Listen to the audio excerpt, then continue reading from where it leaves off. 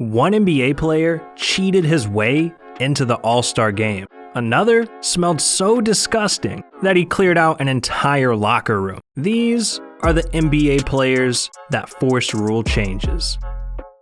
Nothing compares to how James Harden cheated his way to over 30 points per game. It all started when a young Harden was traded from the Thunder to the Rockets. The man was a bench player at the time, only averaging 9.9 points per game. But after that trade, he became an NBA superstar, averaging 25.9 points per game. That's a 16-point increase in just 3 seasons. This kind of improvement in that short of time is something hard to believe. So it brought a lot of skepticism to Harden. Was he cheating? Well, the NBA had some suspicions now, and they started keeping a close eye on him. And then he was caught doing the unthinkable. See, Harden's been notorious for getting to the free throw line, but during his first year in Houston, he nearly tripled his free throw attempts per game. Just to put things into perspective, people think someone like LeBron gets all the calls.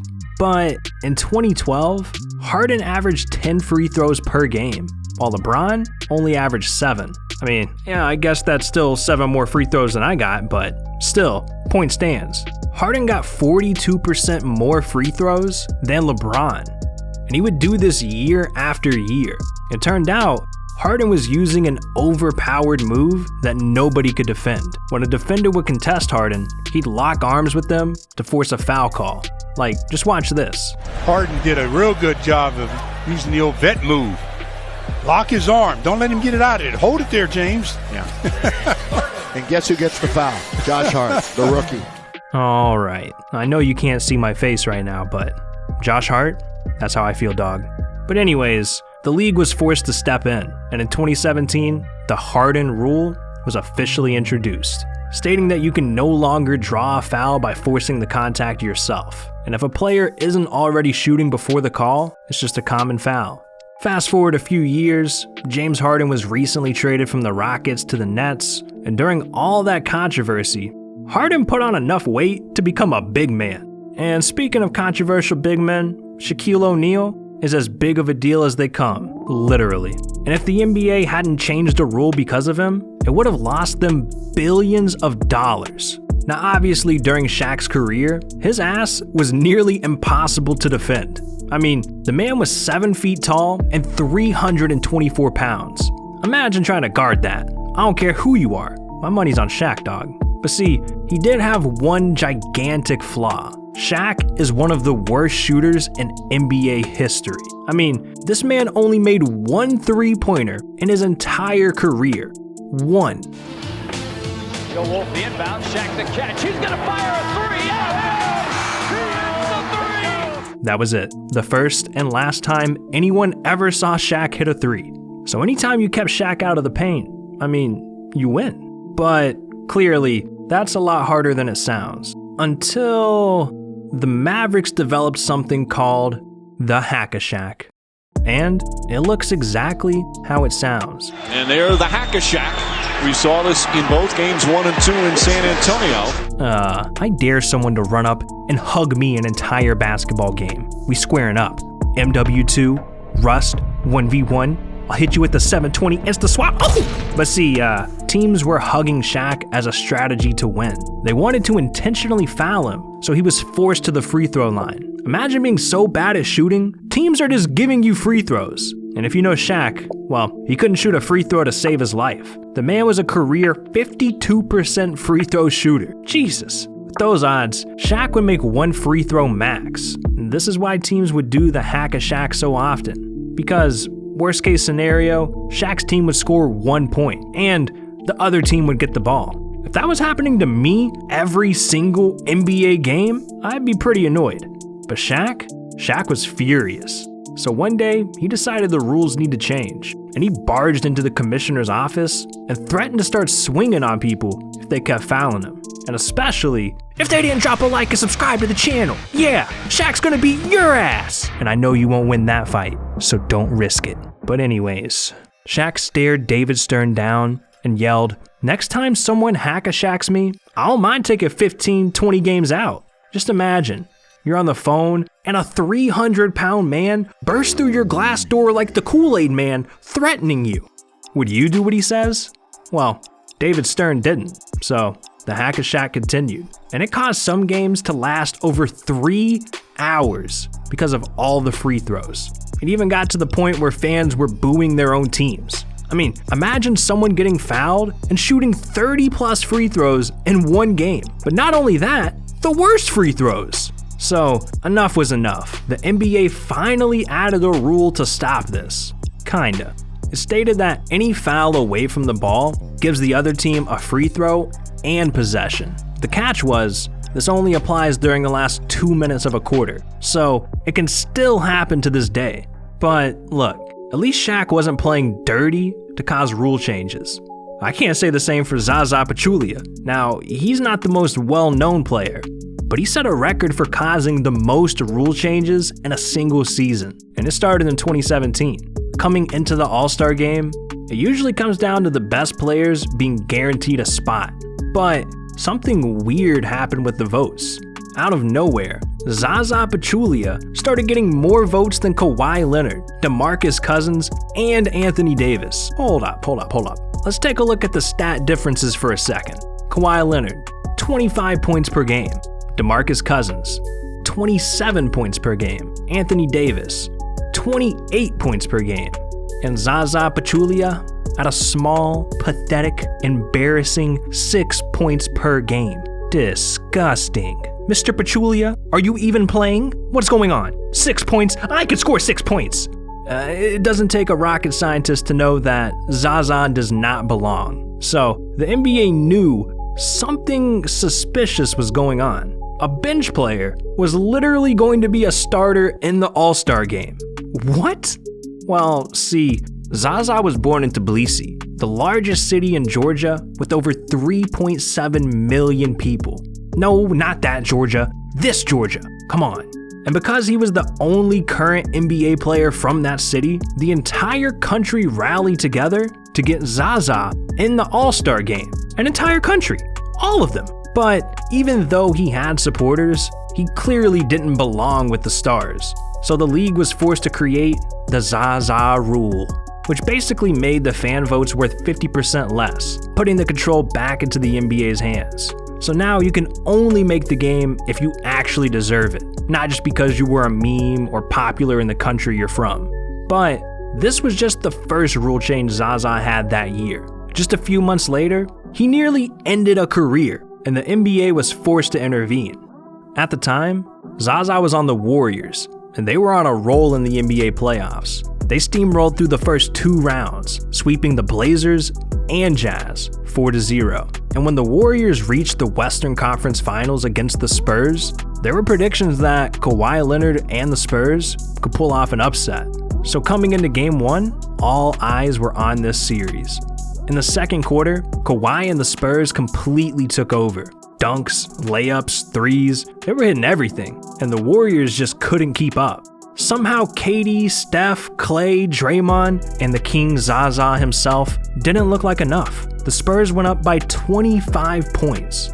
This looked like it was going to be the Warriors' first loss in the playoffs.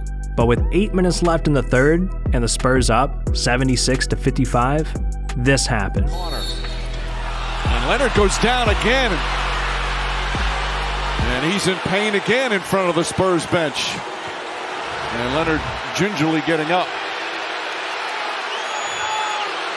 Again, that's what they call all the time when you get your feet into the landing space of the shooter. Kawhi was hurt. Bad. Zaza closed out to defend the shot, and this caused Kawhi to land right on Zaza's foot. And I think Zaza might have purposely done this to take Kawhi out of the game. Regardless, it ruined Kawhi's ankle. Everyone in the crowd, on the bench, and watching from home knew it. Kawhi was ruled out for the rest of the game, and this completely changed the rest of the series.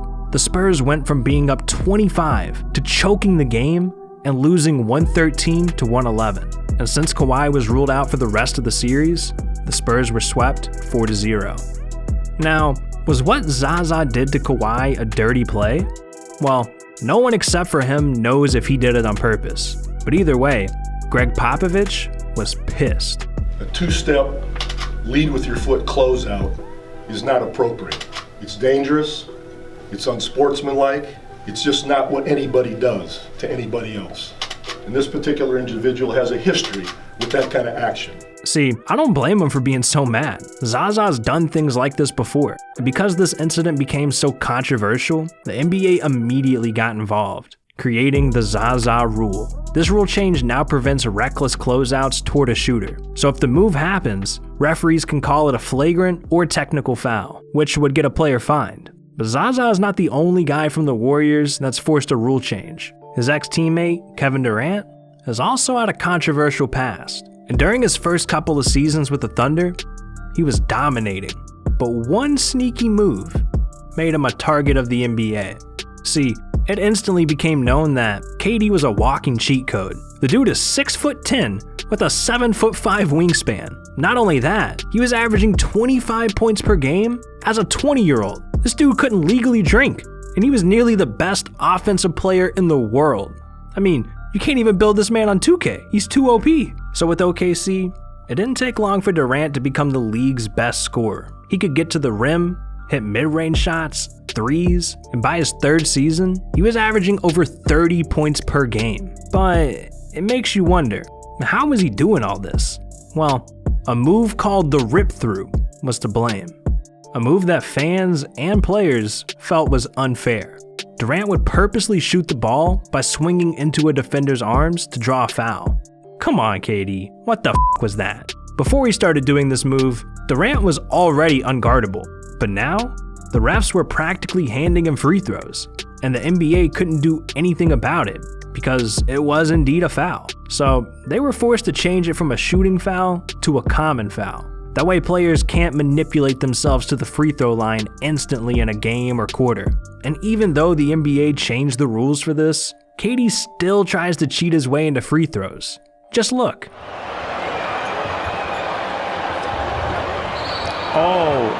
So when he was in OKC, he used to get this maybe 4 or 5 times. But the funny thing is, I don't think there was a foul. Crazy, man. Even being teamed up with Kyrie and Harden just isn't enough. Well, even though Kevin Durant is still causing these controversies, it's nothing compared to a player who smelled so bad, his own teammates forced him to shower. Now, you would think millionaire athletes would take their health and hygiene seriously, but some actually smell worse than a homeless man. Just listen to this.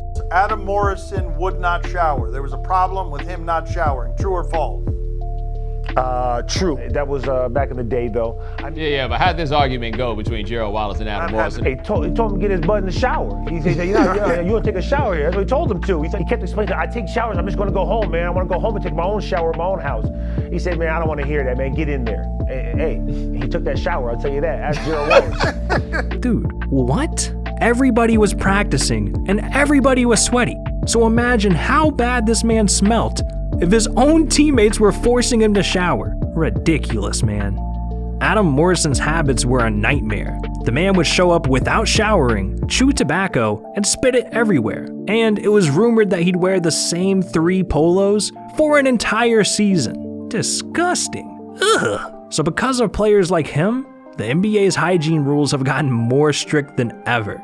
See, hygiene is something you think everyone cares about, especially in NBA locker rooms, but some players came into the league not knowing the rules. When Markieff Morris was with the Wizards, he had an experience that scarred him for life. He said, players not wanting to shower. That happens a lot. I had an incident when I was in Phoenix with a rookie who said, I don't use deodorant. I was like, whoa, what the f do you mean you don't use deodorant? You gotta respect other players. It's uncomfortable guarding someone that stinks. That's why I had to explain to him like, bro, you smell. So it's uncomfortable for us to be around you smelling like that. Yeah, I feel you, Markieff. I know a couple people that need your advice for real. Hopefully they're watching this video. But it was even rumored that Markieff took a trip to CVS and bought kits to pass out to smelly teammates. And you know who's on his team right now? Anthony Davis. Markieff brought deodorant, shampoo, baby powder, and he left it at certain players' lockers. Anthony, we're looking at you. There's no way a unibrow that thick is smelling good, okay? The NBA needs to make this dude shave that thing. I'm sorry, that was too far. But anyways, the only promise Markieff made to them to get them to follow the rules was the ladies are gonna like this. Hey.